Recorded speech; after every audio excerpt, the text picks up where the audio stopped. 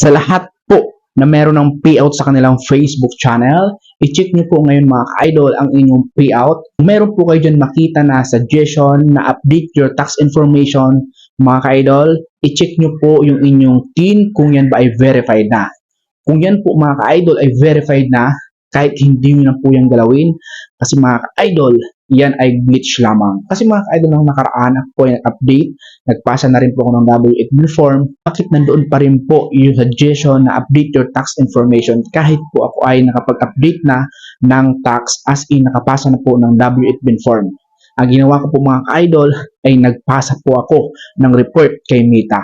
So pumunta po ako sa help and support, in-screenshot ko po mga ka-idol yung W8 bin form ko at pinakita ko po na ako po ay nakapag-update na. Updated po siya na October 30, 2023. At yun nga mga ka-idol, finally, ngayon po ay wala na po yung suggestion sa aking payout na i-update po yung aking tax information. O, di ba?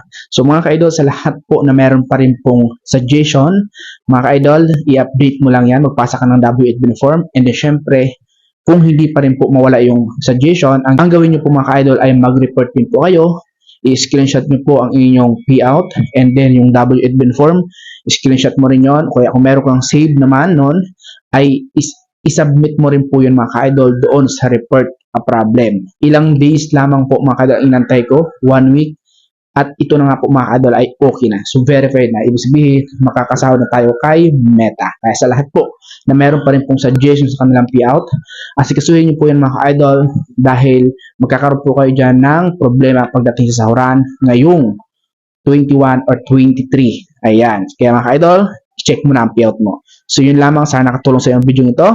Share mo ng video ito na sa ganun makatulong din sa iba. And syempre, para updated ka sa lahat ng tutorials, video ko ditong i-upload, i-follow mo na ako. Peace!